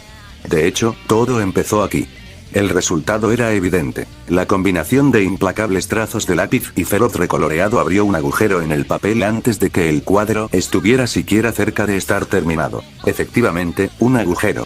Ese fue el resultado de alcanzar el punto crítico. Definir algo así no era tarea fácil. Aunque el papel servía de escenario, el fenómeno resultante no era ni imagen ni color. Llamarlo la singularidad del mundo sería lo más acertado. En cuanto a lo que significaba, se podría describir con un trozo de papel. En él habría un dibujo que representaría la Forest Knowledge. En una de sus esquinas, el reino de Shambhala, dos colores frescos, el inmóvil y el muerto, se disputaban la supremacía. Su lucha sería un incesante ir y venir, uno pintando sobre el otro y viceversa. Los dos colores diferían en su naturaleza. El inmóvil era un lápiz, mientras que el muerto equivalía a la pintura liberada sobre el papel directamente de un tubo. El tamaño del agujero era desconocido. Podría haber sido lo suficientemente grande como para engullir Shambhala, lo suficientemente grande como para ir más allá, o tal vez incluso lo suficientemente pequeño como para caber en la punta de una aguja. Independientemente de su tamaño, la singularidad se había manifestado y los responsables de hacerla aparecer habían caído en ella. Como notaron, la singularidad es básicamente un agujero en la realidad / universo. Cuando el choque de dos hegemonías ocurre, así como en un lienzo de pintura, provocando un desgarro en el mismo. Esto también puede ocurrir con el choque de dos Absolute Taikyoku. Al ser una encarnación de un vacío, no es afectado por ninguna ley, también reside en las leyes pasadas. Está completamente separada de la creación, cualquier cosa que suceda dentro de la singularidad se queda en la singularidad. No hay manera que lo del interior afecte al exterior. Esta misma es un túnel hacia el trono o bien hacia la isla Crepúsculo de Marie. El siguiente reino en Shinzabanso.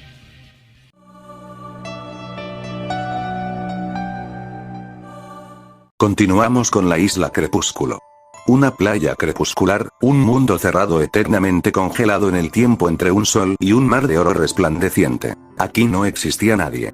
Los que residían en este espacio perpetuamente congelado no eran humanos, ni siquiera estaban vivos. ¿Estaban muertos? ¿Acaso carecer de vida era un requisito para permanecer en este mundo? No. Incluso los muertos fluctúan, cambian, se desgastan y se desvanecen. De ser así, la que residía aquí seguía siendo una eterna e inmutable nada. Existía, pero no existía. Una contradicción, pero como resultado, un ser eterno. Un ser fuera de los límites de la providencia. Renfuji sintió cierta perplejidad ante una escena tan surrealista. Pero simplemente lo cautivó. Había una cierta atmósfera nostálgica en el lugar que le atraía. No, quizá lo que realmente lo atrajo fue la sensación de estancamiento. Era un mundo congelado en el tiempo, poseedor de la belleza de un atardecer eterno. El concepto mismo del flujo del tiempo carecía de sentido aquí. Un crepúsculo eterno, adornado por un sol que nunca se sumergiría bajo el horizonte. Este mundo existía en la frontera entre el día y la noche, su propia existencia era un ensueño precario caído entre las grietas de la realidad. En esta isla reside Marie, la cual en su primer encuentro con Renfuji no la consideró como un ser vivo. Niña abominable. Niña maldita. Chica lamentable. Niña maldita. Ódiala y ámala. Protégela y destrúyela. Ella es la singularidad del mundo. Un ser fuera de los límites de esa ley. Está muerta, pero no lo está. Existe fuera de los conceptos de este mundo. Perpetua. Eterna. Inmortal. Divina. Infinita. Vida más allá de la muerte. Lo que rodea a Renfuji ni siquiera era la realidad. Era la costa crepuscular que había visto en sus sueños incontables veces. Estaba en el mundo de Marie. Se levantó y miró a su alrededor. No veía a nadie más y solo oía el rugido del mar. Al final de la pelea entre Reynard y Renfuji durante la ruta de Marie. Ambos llegan a la isla Crepúsculo después de pasar por la singularidad. Más allá del agujero se encontraba este lugar. Era una pizarra en blanco. Sin color, pero abierto a cualquiera, era un lugar apropiado para la batalla final. Mercurius lo describió como el nuevo mundo. El centro de la creación.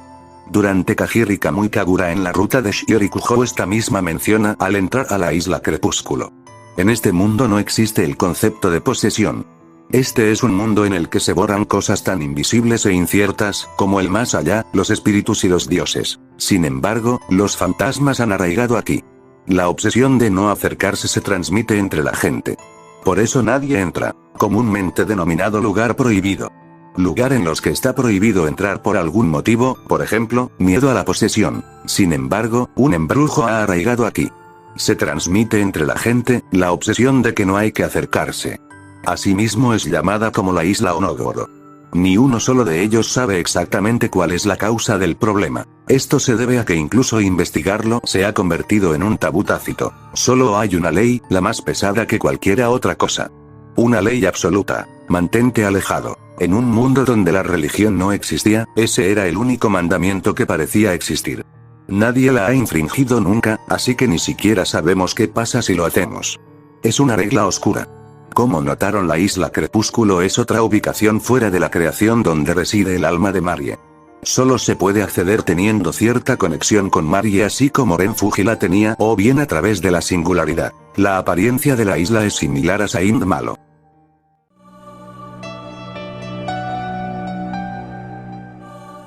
Primero que nada, veamos qué es un ángel dentro de Paradise Lost, el arma biológica definitiva creada en el pasado en Sodoma. Bajo la unidad de mando y 4 ángeles feroces con la capacidad de lucha más fuerte, había varios individuos de 9 clases diferentes. El número total de ellos superaba los 300.000. Sodoma planeó utilizarlos para gobernar el mundo entero y lo llamó Proyecto Paraíso Perdido, pero tan pronto como se puso en marcha la operación, los ángeles feroces se rebelaron y Sodoma fue destruida en una sola noche. Todas estas catástrofes se llevaron a cabo bajo la voluntad de Nelos Satanael, el creador de los ángeles. Los ángeles son seres orgánicos, no máquinas. Lo único que los distingue de otros seres vivos es que tienen 5 bases de ADN diferentes. Este quinto elemento es la clave para ejercer sus llamados poderes divinos y espirituales, y se utiliza para enlazar el mundo humano con las dimensiones superiores, comúnmente conocidas como cielo e infierno. Por cierto, la heroína Lil es Gabrielle, que sirvió como ala de estos 4 feroces ángeles. Es el mismo ángel que destruyó Sodoma y Gomorra en el Antiguo Testamento. Veamos de qué trata el pecado. El pecado original cometido por Adán, el fundador de la humanidad. También está presente en los descendientes de los seres humanos, aunque en formas diferentes. En otras palabras, es el karma que siempre posee la especie humana. El más poderoso de estos pecados es el pecado de la especie humana. Los humanos que nacen con los pecados más poderosos, por ejemplo, los 7 pecados capitales, pueden abrir las puertas del infierno como recipientes para que el diablo interfiera en el mundo humano. En la película, cuando Lile activa su habilidad, dice accede a mi pecado, que significa. Esto es un acto de llamar al pecado que reside en él, conectando el mundo humano con el infierno. Estos humanos especiales llevan incrustado un quinto patrón base que controla sus poderes espirituales y los fusiona con los demonios del infierno, como Lile. Por otro lado, los ángeles, al ser creados por el hombre, no poseen el pecado original de Adán y abren las puertas del cielo, que no son fáciles de abrir para los humanos. En Paradise Lost se nos presenta una ciudad habitada por personas con capacidades sobrehumanas. Algunos necesitan un cuerpo físico para estar en este mundo. Para meterte en este mundo, tienes que seguir las reglas de este mundo. Si quieres vivir bajo el agua, tienes que construir branquias. Existen otras clases de seres vivos, catalogados como clase baja, sin embargo, es una existencia con la que los humanos puedan competir. En primer lugar, están en una dimensión diferente como criaturas vivientes. Los ataques normales a los ángeles no tienen sentido. Para destruir a los que succionan energía de dimensiones superiores a través de sus diámetros, hay que golpearlos con la energía opuesta para aplastarlos y difuminarlos. Los ángeles fueron creados por Nelos Satanile, el creador de las especies trascendentes. Los ángeles son el arma biológica por excelencia creada en Sodoma. Cuenta la leyenda que su canto hizo añicos la tierra y que el batir de sus alas partió el mar. Los ángeles se destruyeron unos a los otros, causando así la destrucción de Sodoma. Entre los ángeles, había herejes, los llamados antiángeles, que fueron creados desde el principio solo para cazar a los de su propia especie. Los ángeles de la rebelión, que solo contaban 3 especies, menos de la 100.000ª parte del 1% del total, y sin embargo los llevaron a todos al exterminio. Los llamados ángeles del polvo. Existen 3 tipos para acabar con los antiángeles. El segador del mundo material, hoja demoníaca con el nombre del malvado rey Belial, enjambre inmortal, rey de los insectos de reunión Belcebú, y finalmente alguien capaz de hackear el cerebro de los demás y copiar toda su información. Espejo mágico Astaroth, el calumniador. De los 3, se encuentra al ser más adecuado para la captura de ángeles, a Seiber, Astaroth. En primer lugar, se nos dijo que un antiángel es un ángel que destruye ángeles. Pero solo hay una clase de cosa que pueda llamarse con razón un antiángel en este sentido. Es decir, el rey del pecado, eso es todo lo que hay. Como ya he dicho antes, las especies de antiángeles distintas de Belial no son muy buenas. Belcebú no es más que un bicho sin voluntad ni vida, y Astarot es más un artilugio que un arma. Es peligroso dar ángeles a los de Sodoma, que solo conocen la guerra, mientras que un intento irreflexivo de contactar con ellos podría abrir la caja de Pandora que destruyó el viejo mundo. En Paradise Lost existe en árbol Sephiroth. Es una vía que permite interferir en otra dimensión. El vórtice de las venas de la Tierra, el diámetro del Sephiroth que conduce al cielo y al infierno, la mayor quinta onda elemental del mundo material. Satanás Nilo la describió como la fuente de la vida.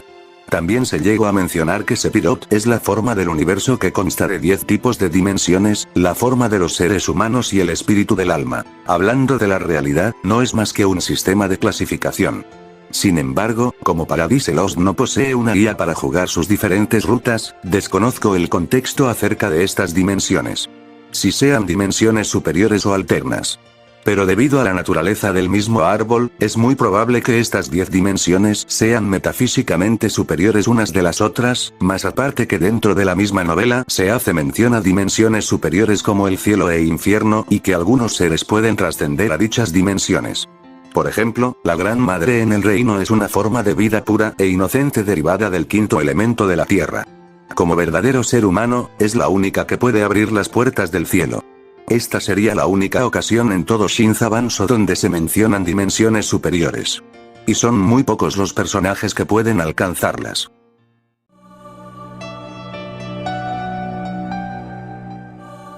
Y finalmente concluimos con el trono. Los sueños de un hombre se harán realidad. Cuanto más fuerte es su deseo, más cierto se vuelve. Todavía no existe ningún hombre que pueda hacer cumplir sus leyes para siempre. Solo un milagro de Dios pudo. ¿Qué podría ser más inaudito que la voluntad de un solo ser para cubrir el universo, y cambiarlo a su licitación? Sin embargo, no es imposible. La magia que Mercurius otorgó a Reinhard consta de 4 niveles. Activación, formación, creación y emanación. Estos siguen los milagros de Dios en orden inverso. En otras palabras, cuanto más alto sea el nivel, más cerca estás de la raíz de Dios. En la capa de creación, hay límites sobre cómo puedes mantener tu mundo, pero, si se llega a la capa de emanación, esos límites desaparecen. Así como Dios dijo hágase la luz, y todas las cosas fluyeron de él. El mundo ahora está gobernado por leyes creadas de esa manera. Mercurius lo llama eterna recurrencia. Un mundo donde todo se repite una y otra vez. Y de ahí viene la sensación de déjà vu, continuamente recordando el nosotros que vino antes. La única forma de librarse de él es quitar a Dios de su trono. El Dios actual que creó el mundo actual, destruyó a su predecesor y tomó el trono de la misma manera, así que Dios es reemplazado. Cuando Reinhard y Renfugi estaban dentro de la singularidad, un agujero que ambos habían perforado en el cosmos, había un túnel que conducía al trono de la omnipotencia. Como tal, solo aquellos que habían alcanzado la emanación podían entrar y colorear este lugar con su matiz. Machina, que probablemente se había enredado en él como parte de la legión de Reinhard, no podía alterar nada aquí. Además, un hombre como él nunca engañaría voluntariamente a otro. Recordemos que la Ewikeit se divide en etapas en función de la habilidad del usuario con su Anenerve. En primer lugar, está la etapa en la que el usuario puede aprovechar fundamentalmente los poderes de su Anenerve. La esencia de lo que llamamos un Anenerve. Un instrumento de violencia que ha devorado una cantidad excesiva de sangre que sirve de catalizador a un desastre. Básicamente es el artefacto que todos usan al momento de luchar. En el caso de Renfugi su Anenerve es Marie, la cual toma forma de una cuchilla gigante al momento de materializarse en el brazo de Ren. La primera etapa. Activación /Asia. En esta etapa, el usuario da sus primeros pasos como superhombre, el riesgo de perder el control en esta etapa es relativamente alto. Se necesita talento para alcanzar esta etapa. La segunda etapa, formación /Yetzirah, permite al usuario utilizar físicamente los poderes de su Anenerve. Es en esta fase cuando el usuario puede alcanzar un nivel de poder digno de un ejército de un solo hombre. Esta etapa sirve como la etapa mínima entre los miembros de la mesa redonda de obsidiana. Para Lisa y Spine, es la etapa más alta que han alcanzado. A continuación, la tercera etapa, creación /Averia, permite al usuario realizar su deseo más profundo y pintar el mundo con sus propias reglas y deseos. Una vez alcanzada la etapa Averia, ni las leyes de la física ni el sentido común se interpondrán en el camino del usuario. La mayoría de los miembros de la mesa redonda de obsidiana, incluidas Rusalka y Beatrice, han alcanzado esta etapa. Hay una etapa más por encima de esta, emanación / Absolut. Actualmente, ningún miembro de la mesa redonda de obsidiana ha alcanzado esta etapa, y los únicos candidatos posibles para ella son los dos comandantes actuales. Se dice que incluso la etapa vería parece un juego de niños. Algo bastante importante a mencionar es que no puede haber más de un dios al mismo tiempo. La regla de que un campeón y un campeón no pueden coexistir era, después de todo, la lógica de los bárbaros y los cerebritos. Es por esa razón que al final de Dies Irae cuando Renfuji y Reinar de Idrich alcanzan el nivel de Absolut, ambos son candidatos para ser la siguiente generación del trono. Por lo tanto, uno de los dos debe reemplazar a Mercurius, quien es el dios / gobernante actual. Pero por cuestiones de ideales Renfuji no quería ser el nuevo dios de la creación y a su vez tampoco podía permitir que Reinar fuera el gobernante de la creación. Por esta razón decidió derrotarlo. Sin embargo, Mercurius decidió que su sucesora fuese Marie. El quinto cielo, con su ley de reencarnación crepuscular. Y aún así durante Dies Irae Panteón, esta regla se va a la mierda pues existe un espacio que permite la existencia de las 6 generaciones de gobernantes. En este espacio, hay 8 tronos divinos dispersos. 8 dioses sentados allí. Históricamente, todos ellos deberían estar muertos y, para empezar, debería ser una norma que no pudieran existir al mismo tiempo. Pero como Dies Irae Panteón se quedó en pausa desde el 2018 o directamente fue cancelado, desconozco la razón del por qué este espacio permite la existencia de todos los dioses. Las generaciones de los dioses Jado son los siguientes. Comenzamos con Kowa. Es la primera generación que ocupa el trono en la historia, un mundo en el que toda la vida se divide en dos extremos, el bien y el mal, y luchan entre sí. Aunque un bando destruya al otro, la batalla nunca termina porque los valores se invierten en el momento siguiente y el bien de ayer se convierte en el mal de hoy. Puede decirse que es el epítome del mundo teosófico, donde la justicia es una cuestión de flujo. Continuamos con Muzan. Es el segundo dios que ha derrotado al verdadero yo y ha ocupado su lugar, y su ley es un mundo en el que toda vida tiene el karma fundamental del pecado original. Por lo tanto, los deseos desenfrenados crecen hasta el extremo y, en proporción al desarrollo de la civilización, se convierte en una era de caos en la que se cometen crímenes atroces. Es un paraíso del mal que se alimenta del mal. El encanto de los grandes pecadores, para quienes el poder lo decide todo, es desvergonzado y sin vergüenza ni remordimientos. Seguimos con Negose Satanael, el tercer dios que venció y ocupó el trono de los crueles, un mundo cuyas leyes han purificado toda la vida, aniquilando el pecado y el karma. Una distopía con una estructura agrupada en la que se elimina la individualidad para realizar un mundo de bondad perfecta y extinguir el conflicto. El mundo de Meisei es una prisión de sal de fastidioso obsesivo compulsivo y esterilización. El siguiente es Mercurius, el cual ya expliqué. Continuamos con Marie. Es una deidad de quinta generación que subió al trono al recibir el Zen de Mercurio, cuya ley es un mundo en el que toda vida renace continuamente. La particularidad de este mundo es que fomenta el mestizaje espiritual a través de la experiencia de todas las vidas en la reencarnación. El propósito era diluir la discriminación basada en la raza, el sexo, la riqueza, etc. Y permitir que las personas se desarrollaran lentamente a lo largo del tiempo. El quinto crepúsculo teosófico es el único que ha logrado la coexistencia de deidades en todas las épocas. Y concluimos con Ahun. Es el sexto dios que derrotó a Crepúsculo y ocupó su lugar, y su ley es un mundo en el que todos los seres vivos se matan entre sí hasta el último hombre. La peor razón de todos los tiempos, regida por un loco narcisismo según el cual el ser más preciado de todo el cielo y la tierra es uno mismo, y por tanto todos los demás deben morir. También tenemos una descripción acerca de la hija de Abaki. Es hija de Sakagamiata y Kugar Yuyo, dos de los 6 héroes que derrotaron a Ahun, y es la séptima generación de deidades. Su ley es simular el mundo de la primera a la sexta generación y guiar a las almas hacia donde deben estar, pero actualmente es inexperta tanto física como mentalmente. No comprende realmente su propio poder y posición, y solo es consciente de que es algo impresionante y grande, pero le va bien porque sus guardianes son competentes. Si bien Reynard y Ren tienen su propio trono, no forman parte de la generación del trono, sino que ellos juraron proteger el reinado de Marie. Aún así no perdamos oportunidad en revisar su descripción. Reinar de Idrich es un asesino de dioses nacido del deseo suicida de un dios llamado Factor Suicida. Mercurio, enfermo del corazón por vivir demasiado tiempo, deseaba morir, así que Oro fue creado como un ser que pudiera matarlo. Por lo tanto, los dos son padre e hijo, los mejores amigos y, a pesar de su relación irreconciliable, también son inseparables. Como el oro es la encarnación del deseo de destrucción de Mercurio, si el primero muere, el segundo también desaparece. Por lo tanto, aunque sea un dios, el oro no puede ocupar el lugar de un dios.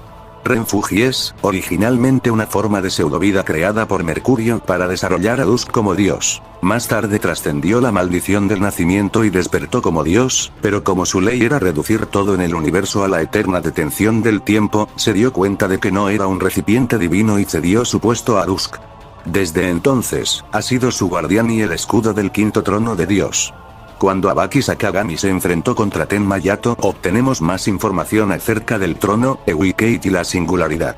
Su figura, de piel negra azabache y armadura blanca y plateada, es a la vez divina y desfigurante. En un mundo donde la atmósfera ha dejado de existir, su cabeza y su cabello carmesí se agitan desordenadamente, como si fuera la lengua del dios serpiente. Su aspecto es a la vez hermoso y glamuroso. El aspecto demoníaco que antes estaba empapado en sangre y lágrimas se ha desvanecido como por ensalmo, y ahora solo la invade una solemne tranquilidad. Las espadas desplegadas como alas en su espalda son 8. Cada una de ellas, tan alta como él, gira lentamente, rebosante de una energía divina que corta incluso las estrellas. La verdadera forma de la espada nocturna es lo que Houzei llamaba el resplandor infalible de un momento en el tiempo. El hecho de que incluso los 7 pilares de Yotsukaji fueran solo una parte de él es una prueba de su grandeza. Por trivial que sea una mirada o un simple aliento, su comportamiento es la obra de un dios. Es nada menos que el infierno del tiempo que paraliza todas las cosas. El lugar, es decir, Taiza. Es el centro de los acontecimientos, el núcleo del universo, del que fluyen las leyes existentes. Por supuesto, no es un lugar al que se pueda llegar simplemente caminando o volando. Es una especie de espacio extradimensional, un punto extremo que no se puede explicar con el lenguaje. La única forma de llegar allí es abrirse un hueco en el mundo. O, mejor dicho, hay que hacerlo a pesar de la voluntad. El polo de la carretera es muy similar al acto de pintar, metafóricamente hablando. Es el acto de pintar la escena deseada en el lienzo del mundo con el color de la propia razón. Naturalmente, por tanto, se aplican los diversos aspectos asociados al concepto de pintura. Por ejemplo, si se pinta repetidamente sobre el mismo lugar, la presión del pincel puede crear un agujero en el lienzo. Tales lugares se denominan singularidades. Allí donde se produce un choque de taiji hegemónico, una apertura entre leyes diferentes, el mundo no puede soportar la presión y se crea un agujero. Lo que ocurre entonces, huelga decirlo, es que el partido cae. Saltan las paredes del mundo y siguen cayendo hacia ninguna parte. Lo que hay al final, en el fondo del agujero, no es otra cosa que el taiji. Sin embargo, la distancia para llegar al fondo varía. Las deidades más poderosas tienen su sede en un lugar más profundo, por lo que algunas no pueden llegar al fondo ni siquiera después de muchos años. Para Espada Nocturna, Asun era precisamente un caso así. El vengativo enemigo se hizo con el trono, y para oponerse a él, crearon la suciedad y han seguido luchando entre ellos hasta ahora, aunque el agujero ya está hecho. Seguimos sin poder alcanzarlo. El Shinsu, el lugar del enfrentamiento, lleva cayendo mucho tiempo, y sin embargo sigue cayendo. Esto sería una profundidad extraordinaria. Esto se debe a que la anterior generación de espadas nocturnas, o los antiguos dioses a los que vencieron, podían ser alcanzados en el tiempo que la gente corriente tardaba como mucho en dejar de respirar. El hecho de que incluso ese dios poseyera un poder indescriptible hace que la extraordinaria fuerza de Asun sea aún más notable. Se trata de algo que se encuentra en un lugar súper profundo al que no se puede llegar en cientos, miles o quizá incluso más años. Es impropio de una deidad, pero solo podría llamarse monstruo. Pero la espada nocturna no se amilana lo más mínimo ante ello. Más bien, hila sus palabras sin alterarse, como si confiara en la victoria. Al mismo tiempo, el taijutsu de la espada nocturna aumenta aún más su autoridad divina. Ya no está ahí, agotado por años de lucha y obligado a cubrir su caparazón exterior con violentos pensamientos de odio para mantener su existencia. La ley del mundo eterno le ha renovado, y ya no está agotado. Sus pensamientos son claros y brillantes. En el mundo de lo imposible, el mundo de la impermanencia, hay quienes lo desafían. Al final de la pelea Tenma Yato menciona que, aunque él desaparezca, la singularidad permanecerá un tiempo. Por lo tanto, Abaki tendrá que hacer el último agujero allí. Podemos conocer más acerca del trono durante la pelea contra Jun. El gran mandala que tiene detrás, con su halo de brillantes esvásticas Araya Sensei, nos dice que es él quien tiene en su poder los infinitos universos paralelos. Su sola visión, como la de aquel que está en la cima del trono de Dios, seguro que sobrecogerá al espectador sin motivo. Al igual que los árboles gigantes y las cumbres elevadas, los objetos con una masa abrumadora siempre producen este efecto. La luz se desvanece. La oscuridad amplía su meseta. No sé cuántos universos se han destruido con unas pocas palabras. La única autoridad divina que tiene es la de la eliminación y la matanza, y considera que el número infinito de almas que alberga en su totalidad no es más que el polvo desagradable que se adhiere a ella. Tomemos en cuenta que Ajun es capaz de destruir los infinitos universos gracias a su Leitengudo. Lo que implica que esta destrucción también la está ocasionando de manera pasiva. Eso es esencialmente lo que es un asiento. Se come a su predecesor, se lleva el alma que tenía y se vuelve más poderoso con cada reemplazo. Así que, por supuesto, se ha tragado todas las generaciones anteriores, todos los Taejeux. Es un remanente que ya ha sido borrado, pero que servirá de memoria, hasta que su universo esté vacío. Hasta el momento en que esté verdaderamente solo en el asiento de Loto. Tiene 8 Taejeux, incluido el sexto Zaself. Si no se destruyen todos y cada uno de ellos, nunca podrán matar a Ajun en este caso. Algo bastante interesante que menciona Yakou Madara es que Ajun el momento de estar en el trono tiene la capacidad de usar las habilidades de las anteriores generaciones. Por ejemplo, Mercurius. Es la sombra de un hombre que, como un árbol enfermo y muerto, lleva dentro una obsesión estremecedora. Era el universo de una obra de teatro, donde vivía para el único amor de su vida y convertía todo en un artificio en alas de una mujer. Los cánticos silvanados eran los más disparatados jamás vistos. El mercurio de esta pieza es señal de una característica, de ignorar por completo incluso la línea temporal, o quizás sea la sensación de que la pieza se ha desviado ostentosamente de nuestro entendimiento. Pero, aún así, debió de ser visible para Yabi. Con sus ojos celestiales, debió de captar el punto final del eterno retorno en los salones del bosque. El momento en que la razón de las serpientes gemelas que suenan se condensa y provoca la creación del universo. Ante la oscura divinidad celestial que los envolvía, los ataques nocturnos no retrocedieron en absoluto, sino que los cortaron. La supergravedad los aplastó.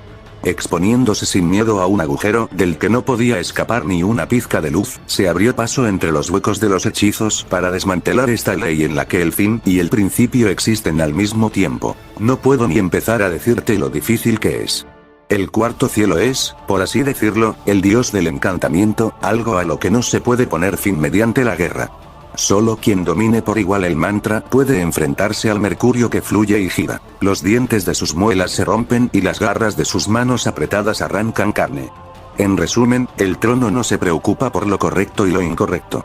Acoge algo grande como un todo y no se pregunta qué tipo de deseo es, o si el deseo es correcto o incorrecto.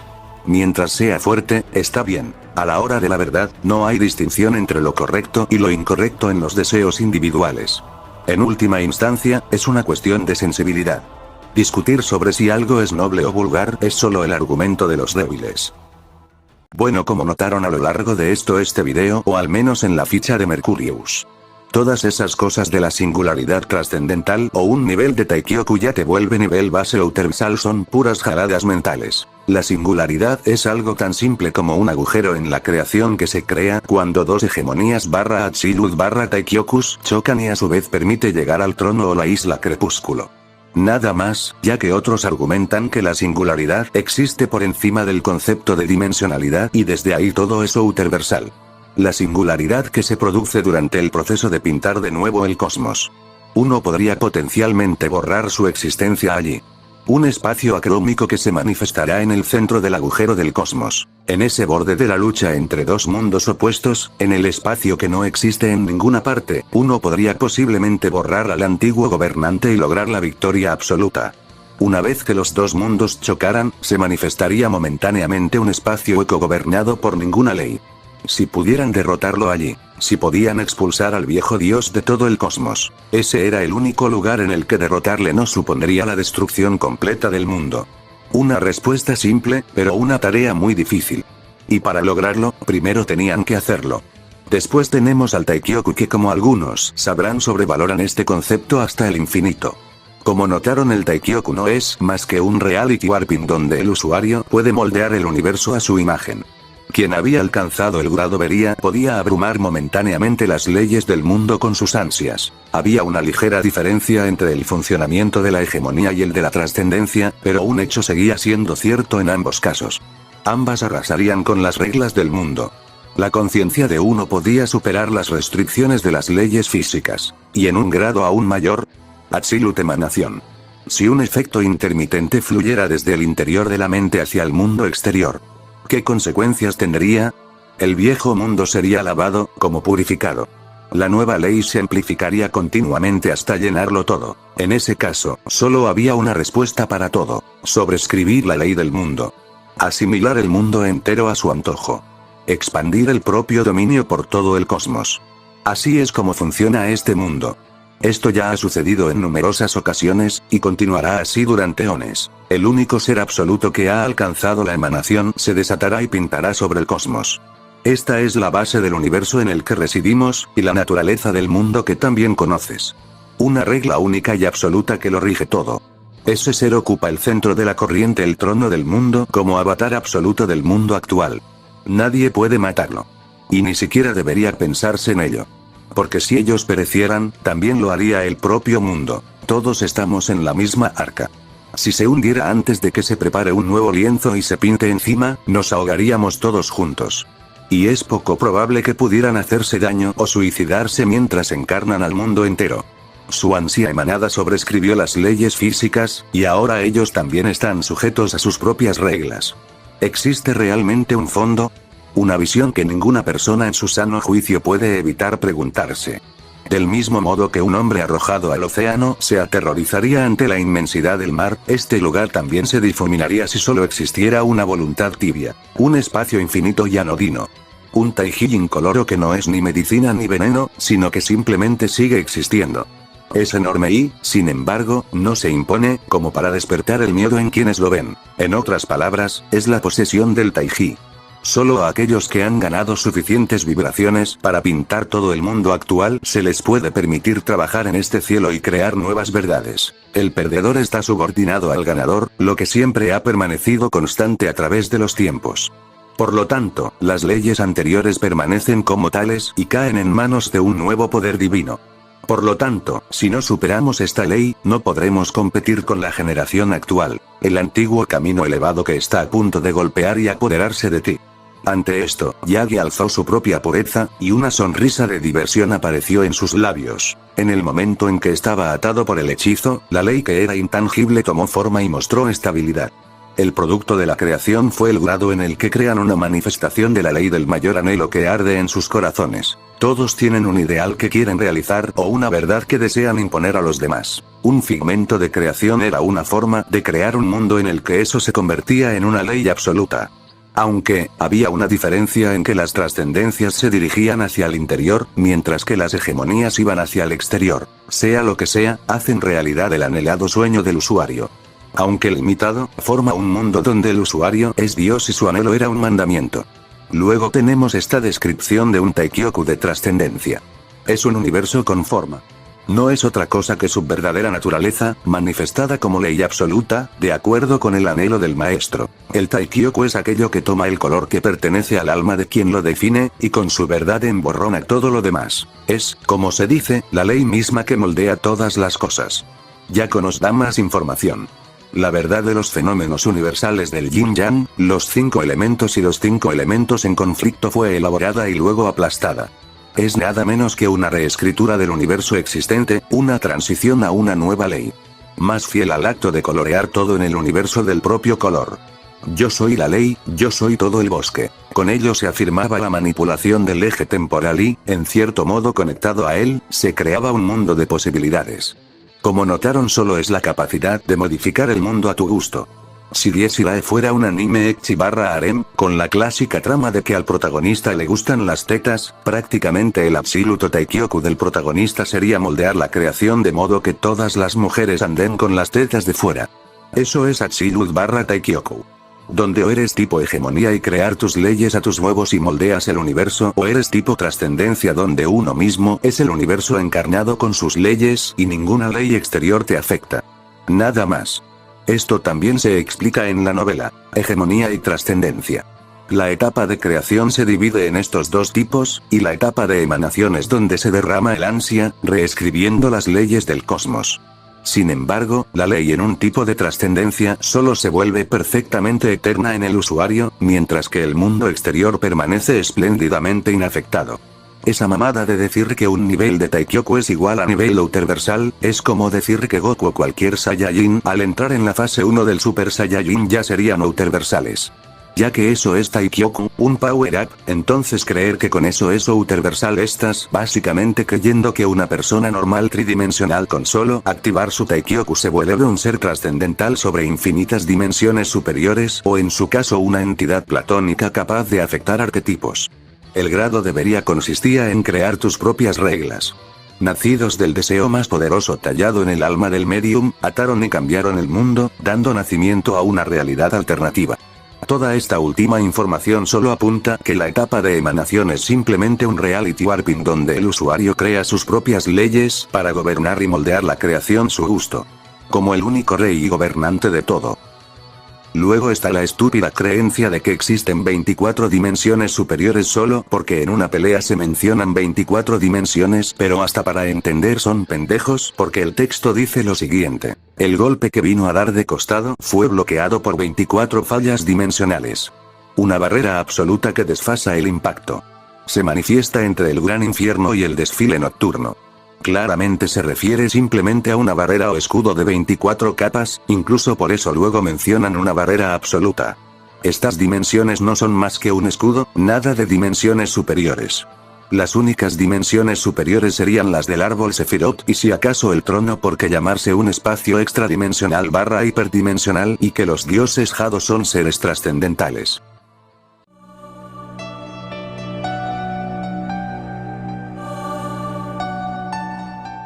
En el apartado de Axe tenemos magia. Es el hechicero responsable de otorgarles sus poderes a la Orden Longidus. Regeneración. Los usuarios de Wicate pueden reformar sus cuerpos a partir de sus almas incorpóreas. Los apóstoles pueden existir y regenerarse desde un estado incorpóreo. Interacción no física y manipulación del alma. Los usuarios de Wicate pueden absorber y devorar almas, así como destruirlas con meros ataques convencionales. Empoderamiento. Wicate se vuelve más fuerte a medida que comen almas. Manipulación y deformación de la realidad. Berria es el acto de un usuario de Wicate que fuerza su deseo más profundo en la realidad y se describe como la implementación de una nueva ley en la realidad que es esencialmente el anhelo de una sola persona contra el mundo, que puede anular las leyes de otro hasta el punto de la inexistencia, y que sobrescribe temporalmente incluso las leyes del mundo de Mercurius, debido a que el usuario debería tuerce las leyes del mundo con su propia voluntad, haciendo que las leyes del viejo mundo se mantengan. Hegemón Iberias crea un mundo paralelo en el espacio alrededor del usuario que está constantemente en discurso con la ley del mundo preexistente. Realidad subjetiva. Los usuarios de Wicate hacen realidad sus deseos más profundos a través de su pincel. Negación de durabilidad. Sus ataques afectan el cuerpo y el alma. Negación de regeneración. Anenerve lleva un veneno que niega a la regeneración del alma. Fisiología inexistente. La existencia de Mercurius es como un reflejo en la superficie de un lago que no puede ser dañado, con su cuerpo que no existe en realidad, siendo descrito como vacío. Manipulación de realidad y manipulación espacial. Capaz de crear anormalidades que expanden los pasillos de Gladsheimer más allá de la comprensión mortal. Creó y destruyó una ciudad en miniatura que afectó a la original. Transmutación. Transmuto partes de Gladsheimer para crear una espada. Manipulación mental, manipulación del miedo y manipulación de la locura. La naturaleza sensorial de Mercurius es completamente incomprensible incluso para la mesa redonda. Su presencia imbuye ansiedad, sus palabras, una ira espeluznante, y si se entrega a su propia locura, daña y eventualmente matará a quienes lo rodean mientras muestra la presión de su verdadero yo, destruyendo sus mentes y cuerpos. Borrado existencial. Puede borrar personas, haciéndolas como si nunca hubieran existido. Viaje dimensional y teletransportación. Puede viajar hacia la isla Crepúsculo, así como al Gladsheimer. Manipulación de tiempo. Puede estirar un momento en la eternidad. Time Stop. Resistencia a la manipulación mental, manipulación del miedo, manipulación de la locura. Los miembros del Do pueden luchar y soportar la presencia de Matusalén. Cada usuario de Wikate puede luchar contra la presión de otros usuarios de Wikate y la presencia de la lanza de Reynard, que le hace esto a la mente. Resistencia a la manipulación biológica, manipulación de venenos. Los apóstoles son naturalmente resistentes a las drogas y los venenos. Resistencia a la anulación de energía. Los usuarios de Anenerve no pueden ser anulados. Resistencia a la manipulación de enfermedades. Resiste enfermedades naturales. Resistencia a la manipulación de leyes. Bria posee la capacidad de negar e ignorar las leyes de Bria de otro usuario de Wikate hasta el punto en que no tiene efecto sobre ellos, así como ignorar y anular la ley de Mercurius, en la que las leyes del viejo mundo no tienen agua. Resistencia a la manipulación de alma y magia. Carece de alma. Manipulación de alma. Cualquier dios Jado puede manipular y destruir las almas. Manipulación conceptual tipo 2. Incorpóreo y existencia abstracta. Encarna su propia ley. Conciencia cósmica. Un usuario de Taikyoku sabe todo lo que ha sucedido o sucederá dentro de su propia ley, ya que no es diferente a ser parte de su ser. A casualidad de inmortalidad tipo 1, 3 y 5. Los dioses Gut como Margie han demostrado existir fuera de las leyes y conceptos del mundo, existen y encarnan un mundo que está perpetuamente congelado en el espacio y el tiempo, descrito como inmutable y eterno, existente y no existente, fuera de los límites de la providencia. Los dioses Ak poseen una naturaleza similar pero diferente en la que la ley de uno se vuelve hacia afuera en lugar de hacia adentro y afecta a toda la creación en lugar de solo a su persona, aunque se dice que existen en el mismo nivel de existencia. Manipulación de información. Los dioses Jado pintan sobre la infinita información incolora de la singularidad con su ley. Manipulación de la ley, manipulación del espacio-tiempo y deformación de la realidad. Un dios Jado que emana impondrá su propia ley en el mundo y también deformará pasivamente las leyes existentes. La inundación de su ley hará que la realidad se distorsione y se moldee de acuerdo con sus deseos, afectando todo el cosmos, incluido el espacio y el tiempo. Omnipresencia. Encarnando su propia ley, encarnan todo el multiverso. Creación de avatares. Los dioses Ak pueden crear avatares llamados sensoriales, como se muestra con Mercurius, cuyo verdadero ser vive en el centro del trono, mientras que su sombra se conoce como solo un reflejo de la luna en la superficie de un lago. Manipulación de destino. Tiene control total sobre el cosmos y sus movimientos, además de poder realizar futuros absolutos e inflexibles, con el universo en su conjunto obedeciendo su guión. Manipulación de paradoja. Puede aniquilar la contradicción de múltiples cosmos ocupando un solo espacio, un supresor de fenómenos contradictorios. Manipulación de tiempo. Ignora las reglas del tiempo y convierte los finales en comienzos con su ley, lo que permite que toda la creación se reinicie cuando recibe una muerte que no afecta todo lo que no es morir en los brazos de su amada Margie.